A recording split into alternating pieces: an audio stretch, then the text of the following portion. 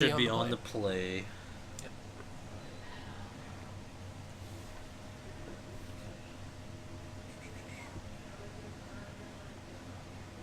It's 8:30 and we are in round 2. We're hoping to finish this before the pre-release tonight, which would be very nice. If not, the stream will have to be cut short because I will definitely have to go back next door to help out with the pre-release. It's going to be very busy next door. Gonna be awesome, man, once you come down. It's definitely going to be a blast. This is going to be one of our biggest pre-releases. We're going to give out a lot of free stuff, including, I think some old packs are being given out for that. It's either that or the IQ. I can't remember what we're giving out. Packs and Nemesis and Innistrad and all that for.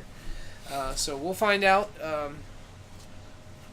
But I know that we're giving out a bunch of door prizes, and if you play in any of the pre-releases, you get a raffle entry into our random booster box drawing on Sunday. You will have to be present to win, or to claim your prize.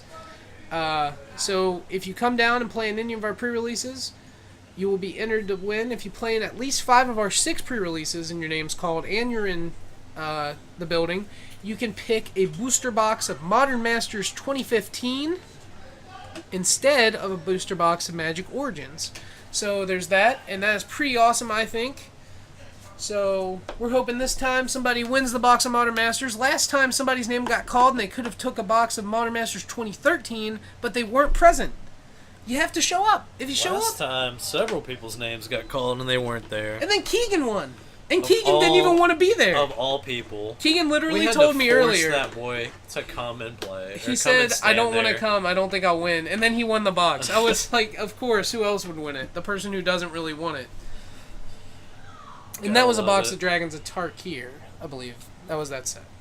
Which was a really good set to open. It was definitely a good sweet set. He got some good cards out of it, to say the least.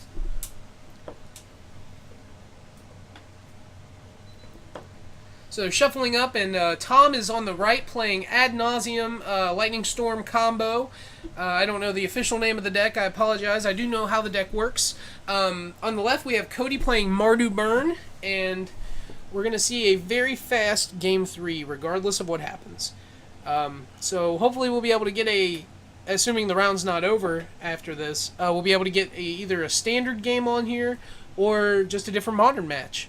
Or possibly even the winner of this match can come over and talk to us. But it looks like Cody's hand's pretty stellar. He has 2 lands, a couple Lightning Bolts, a Goblin Guide, like maybe a Searing Blaze, Bump in the Night, and Eidolon. No Searing Blaze. Tom has at least 2 lands. Looks like a Plains or an Old Fetch and a Darkslick Shores. A couple lands on the left. He actually has a few lands. I don't know what Tom's going to do. Looks like he's going to ship it. There's a Pact of Negation. No, he kept it. Darkslick's going to come down into a Serum Visions. That hand was a little bit better than I thought originally. Shabby. He's going to bottom both of those lands, I believe. I think he has plenty. Crack a pack. Yeah, we'll probably crack a pack. After this game, I'll go next door and get a pack, and I'll probably have to leave y'all with Tyler again. But that's okay. And Cody is going to play his own Bloodstained Mire, going down to 17 to get a fetch land, or a shock land. Probably the black-red one. Yep, Blood Crypt's going to come down.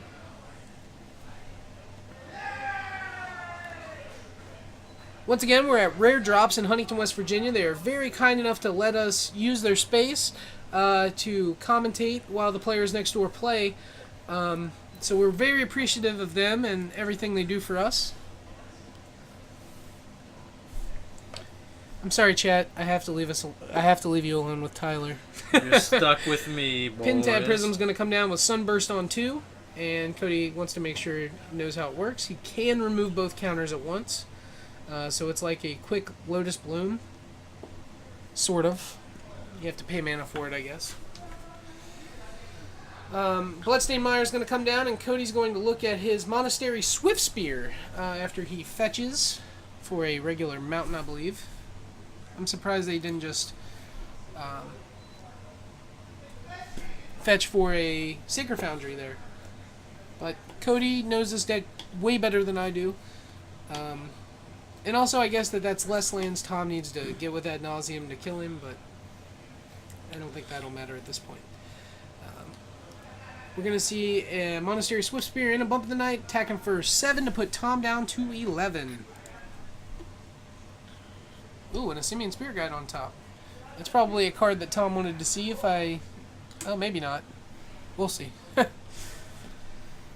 He has a Pact of Negation in his hand and a Spoils of the Vault. I don't see any of the can't lose effects, though, so Cody on his next turn is going to deal exactly 11 if he has no blockers. He has double Lightning Bolt. 2 triggers on Prowess will be 9, 2 from Goblin Guides 11, and that should be all she wrote, assuming that Tom doesn't play anything to stop it. Which he could play a Pact of Negation and pay the Pact, but then he's just absolutely dead on the next turn with no spells to play. So he's going to tap 2 and play another Pentad Prism. I guess he would have 2 mana, so if he draws an Unlife and doesn't lose... I don't know why the iPhone does that.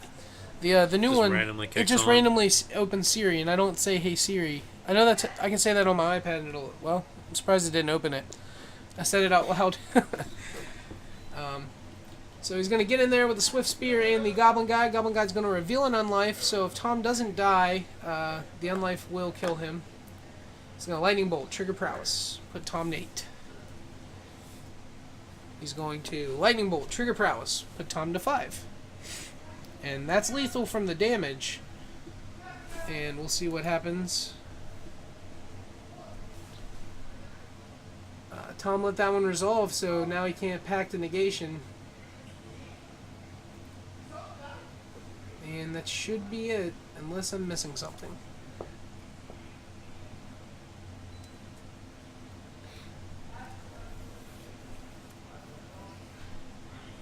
Oh, Spoils of the Vault for Angel's Grace? If Angel's Grace is within the first few cards, that totally works, so we'll see. I feel like he's calling Angel's Grace. It's not a guarantee, but that's what I would assume it is. So there's 1. He's going to go down to 4. He's going to go to 3. 2. 1. And that is lethal. I guess he still wants to see the next card to put him down to 0. And it was the Angel's Grace! Of course! We will be right back. Cody Hill gets it 2-1. He gets there with his... Oh, man. Black, white, red Mardu burn deck against the Ad Nauseam deck, which he didn't draw any Lotus Blooms or anything, so I will be right back with a Pact open and maybe Cody to talk about his Mardu burn deck, leaving you with Tyler. And once again, I'm going to put the pre-release info on the screen so you guys can see what is happening this weekend. Oh, we'll be right back.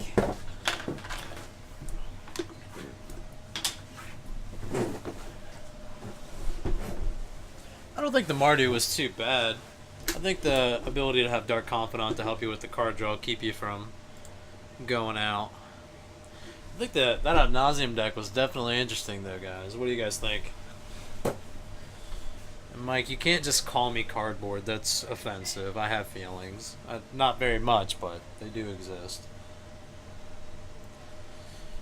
And I am the Illuminati.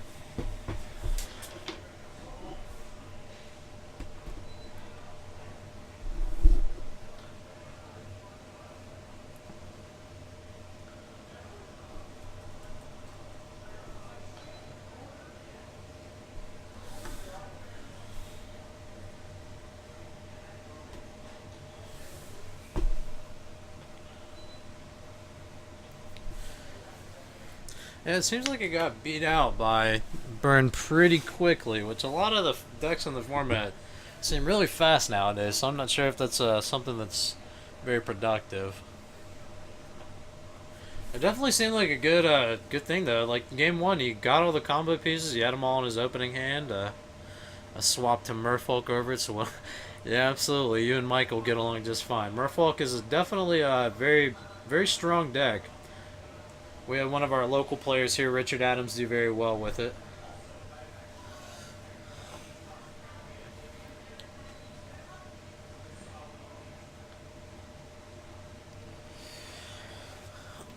In a very big event, so it was all definitely a very strong deck, definitely a good contender in the modern format. But for those of you just now tuning in, definitely be sure to come down to our pre-release tonight. It's going to be located here at Hometown Hobbies, obviously, at 1119 4th Avenue in Huntington, West Virginia. Come down, it's $25 to play in the sweet pre-release for this awesome new set coming out. Also gives you a booster, or gives you a ticket entry into our booster box drawing that'll be on Sunday.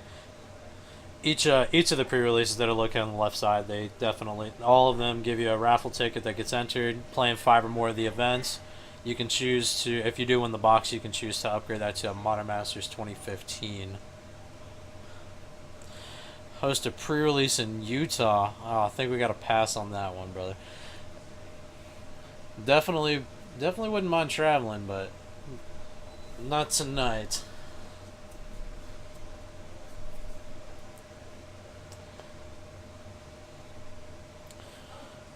Merfolk and Burn. Very good decks. I'm still on the Infect train because I still think Infect is a very solid contender in Modern.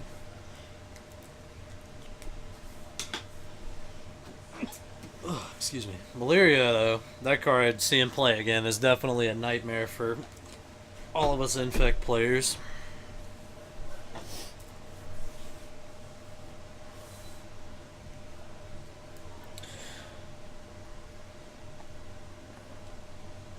How is it over there in Utah from St. Louis? Magic scene definitely not as, I'm assuming it's definitely not as prevalent because St. Louis gets a lot of the Grand Prix and whatnot going on over there.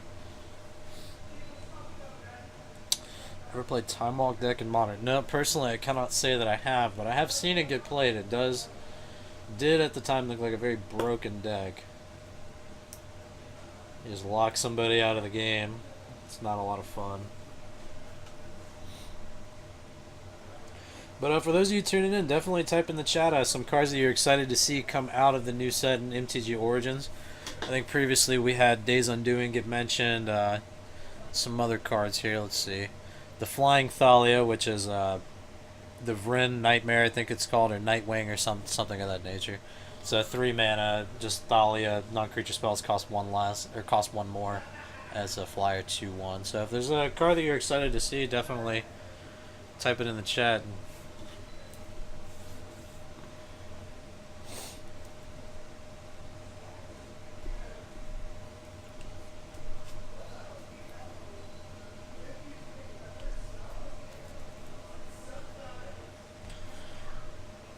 For bug. Thinking of throwing in an Overgrown Tomb to fetch for bug.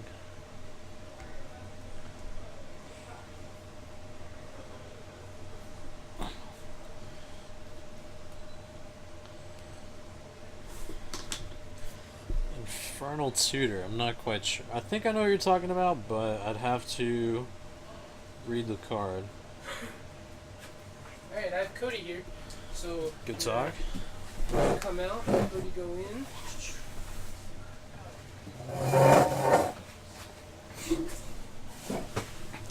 Gonna see if we can pull it up. Move to top. See if we can get this a little bit better. How's it going? Pretty well. How are you? Not bad. That was a little obnoxious, but other than that, pretty good. Yeah, I meant it to be. All right, so how'd you like that match? Did not look forward to it at all because I knew what he was playing. Mm-hmm. Never played against it before. So I was like, what does this do? What is this thing? Because I knew the gist of what it did. I just didn't know what parts go into it. And I figured when he comboed off the first game, I knew how it worked, but I was like, let's go ahead and push it through for the stream. Mm-hmm. Just so they have an idea what's going on. But yeah, that third game, he's like, call for Angel's Grace. Like, what's the chances of it being there? And luckily it was one card lower than he needed to be. Yeah, the name of the Spoils of the Vault for the Angel's Grace. And revealing it as the 5th card when you're F5 is the most... it's just a slap in the face. You just don't even want to see it at that point. I will say that playing this, Mardu Burn feels super awesome. Yeah, I'm sure it's just fast. That was fast. There are a bunch of people still playing over there. They're all in the middle of